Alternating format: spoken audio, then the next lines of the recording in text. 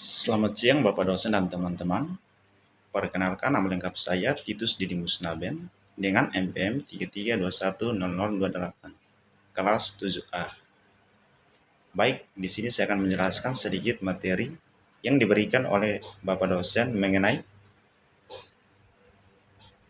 kompetensi pedagogik, kompetensi profesional guru, kompetensi kepribadian dan kompetensi sosial. Baik, yang pertama itu kita masuk pada kompetensi pedagogi. Kompetensi pedagogik merupakan kemampuan guru dalam mengelola pembelajaran, memahami karakter peserta didik, menciptakan lingkungan belajar yang kondusif, memilih metode pembelajaran yang efektif, mengevaluasi proses dan hasil pembelajaran.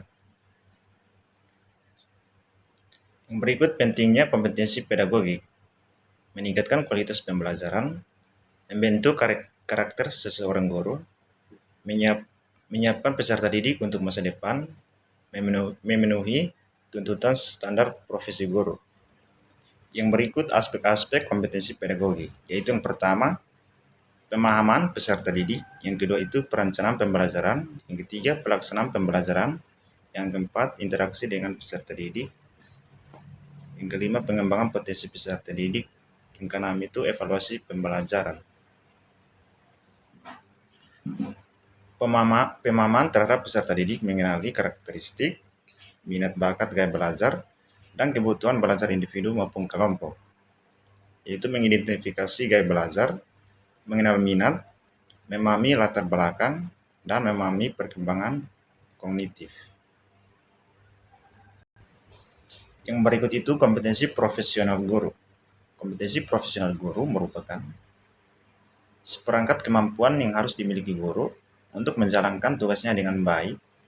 Guru yang profesional memiliki pengetahuan, keterampilan, dan sikap yang memadai untuk membantu siswa mencapai tujuan pembelajaran.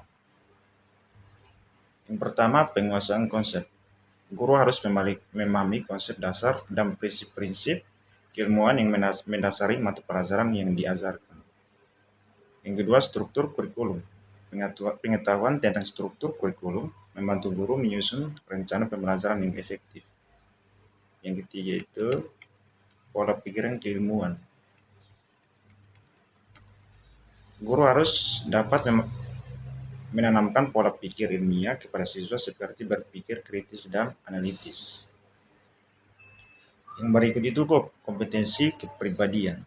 Kompetensi kepribadian adalah karakteristik dan sifat individu yang mempengaruhi efektivitas dalam pekerjaan. Memahami konsep kompetensi kepribadian penting untuk meningkatkan kualitas diri, karir, dan kinerja.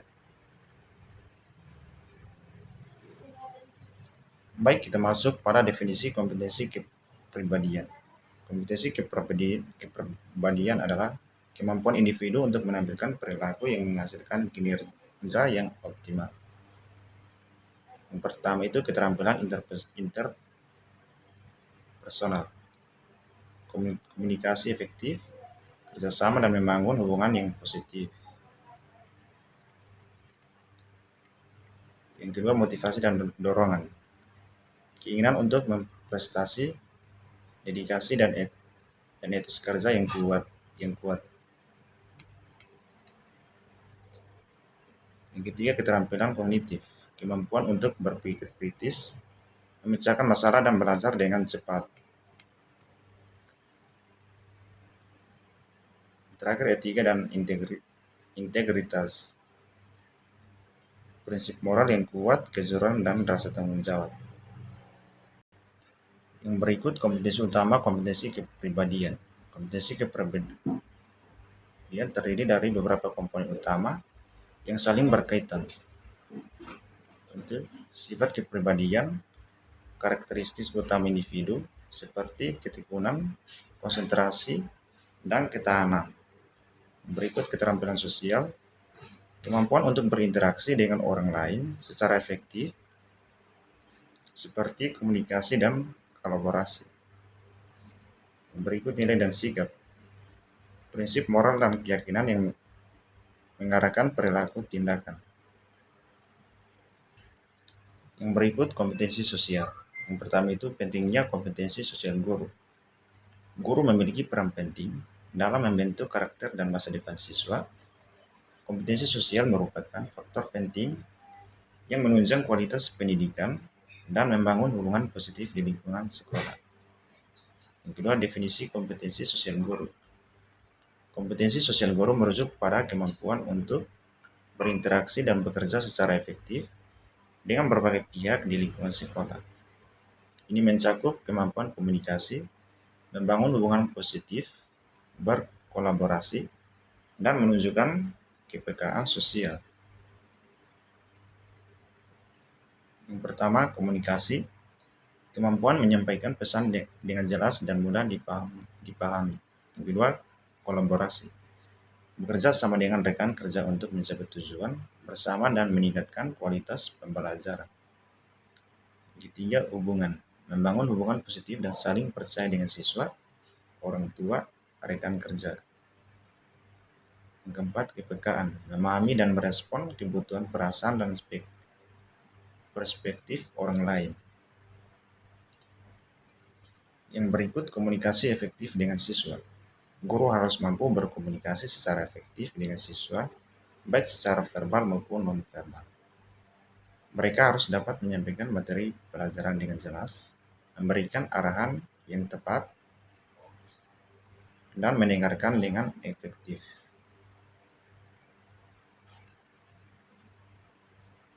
Yang berikut kolaborasi dengan rekan kerja. Kolaborasi antar guru sangat penting. Untuk menciptakan lingkungan belajar yang efektif, guru harus mendukung berbagai pengetahuan dan bekerja sama untuk mencapai tujuan bersama. Pertama, berbagai pengetahuan, berbagai pengalaman dari dan ide untuk meningkatkan kualitas pembelajaran. Kedua, menyusun rencana, bekerja sama dan dalam menyusun rencana pembelajaran yang terpadu. Ketiga, evaluasi bersama, melakukan evaluasi bersama untuk memantau kemajuan dan perkembangan siswa.